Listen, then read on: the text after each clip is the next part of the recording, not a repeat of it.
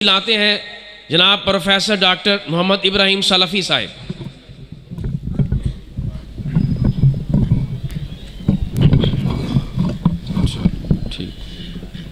السلام علیکم ورحمۃ اللہ وبرکاتہ۔ لگتا ہے اسلام کی ذمہ داری آج بچوں کے پاس ہے، بڑے خاموش ہیں۔ السلام علیکم ورحمۃ اللہ وبرکاتہ۔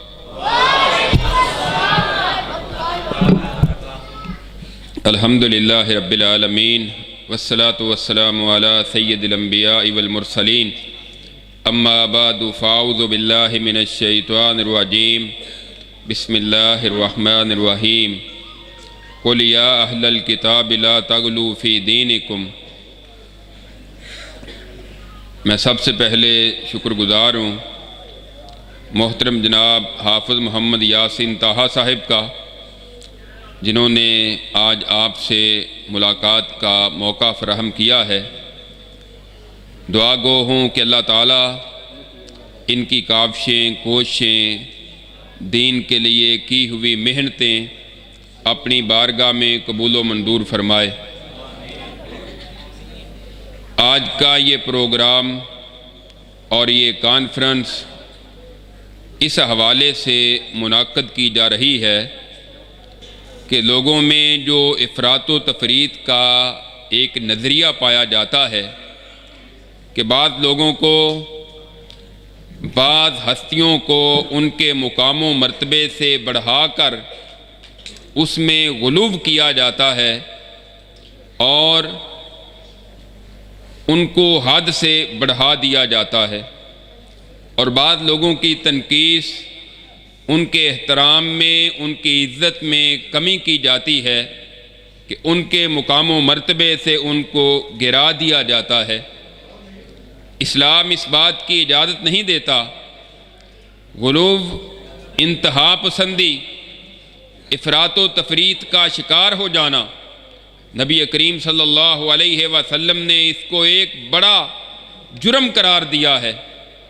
آپ نے ارشاد فرمایا ایاکم والغلو فإنما أهلك من كان قبلكم الغلو فی الدین۔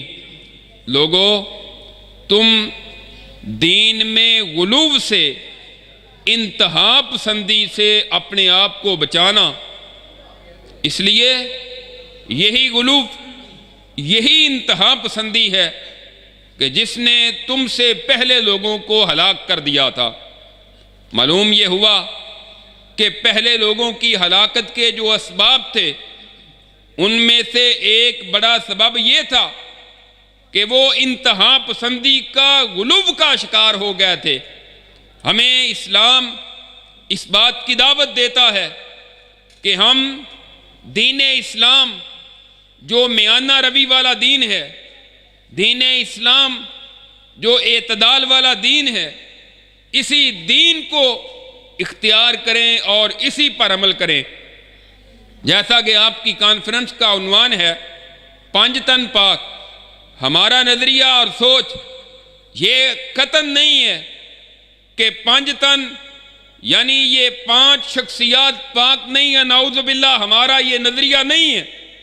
ہم ان پانچوں کو پاک سمجھتے ہیں، لیکن ان کے ساتھ ساتھ دیگر اصحاب رسول، ازواج مطہرات، صحابیات اور ان تمام مقدس ہستیوں کو بھی پاک سمجھتے ہیں کہ جن کے بارے میں لوگوں کے نظریات حد سے ہٹ کر گمراہی کے طرز پر چل نکلے ہیں۔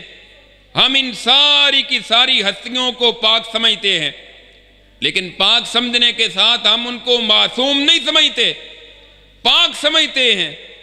تو ان ہستیوں کے بارے میں ہمارا یہ نظریہ، ہماری یہ دعوت ہے کہ جتنے بھی یہ بچے اگر تو کچھ چاول وغیرہ کھانے کے لیے آئے ہیں تو ان کو بھیج دیں، اس وقت آ جائیں، یا کم از کم ان کو الگ الگ بٹھا دیں۔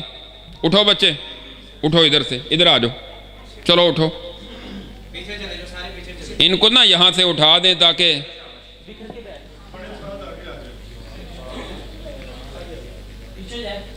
بڑے افراد آگے آ جا کے تشریف لیں۔ جو بزرگ ہیں وہ تو چلو ٹیک لگا کے بیٹھے ہیں، اور جو نوجوان ہیں ان کو سردی بڑی لگتی ہے، وہ اس لیے دیوار کے ساتھ چمٹ کے بیٹھے ہیں، پتہ نہیں خود سردی سے بچ رہے ہیں یا دیوار کو بچا رہے ہیں سردی سے۔ آپ ابھی تو پروگرام کا آغاز ہو رہا ہے، تو سیدھے ہو کے ذرا جاگ کے ہوشیار ہو کے بیٹھیں، علماء کرام آ رہے ہیں۔ ابھی تو قاری صاحب انشاءاللہ تلاوت کریں گے تو آپ کو سبحان اللہ بھی کہنی پڑے گی۔ میں آپ کی انرجی جو ہے وہ اس کو محفوظ کر رہا ہوں کہ تاکہ آپ بعد میں اونچی آواز میں سبحان اللہ کہہ سکیں۔ کو سمجھ آ رہی بات کی؟ دو بندیاں نو آ رہی، باقی حالے ستے نے۔ کو سمجھ آ رہی بات کی؟ میں یہ بات کر رہا تھا، ایک حدیث مبارکہ میں نے پڑھی ہے، اس کا سیاق و سباق مکمل کر کے میں اپنی بات ختم کرنا چاہتا ہوں۔ سیدنا عبداللہ بن عباس رضی اللہ تعالیٰ عنہ رسول اللہ علیہ وسلم کے ساتھ حج کے موقع پہ تھے۔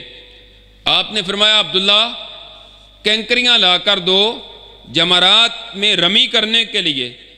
انہوں نے آپ کو چھوٹی چھوٹی کینکریاں جو چنے کے دانے سے کچھ بڑی تھی وہ لا کر آپ کو پیش کی۔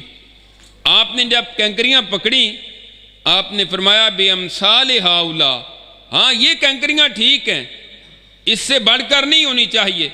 اس وقت آپ نے یہ اگلا ارشاد فرمایا تھا ایاکم والغلو، لوگوں انتہا پسندی سے، غلو سے، حد سے آگے بڑھنے سے اجتناب کرنا۔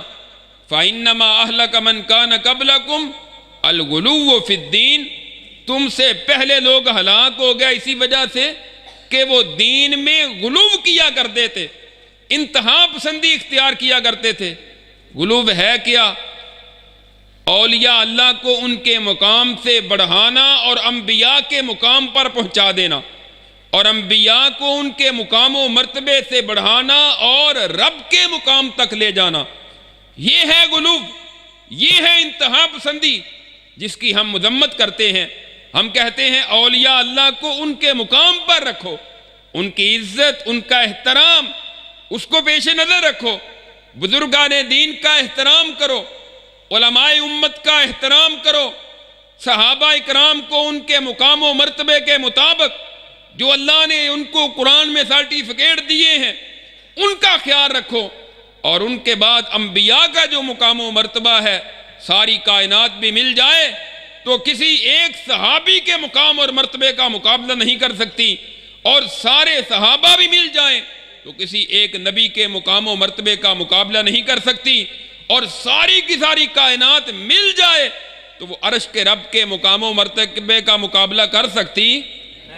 ساری کائنات بھی مل کر رب کے برابر ہو سکتی؟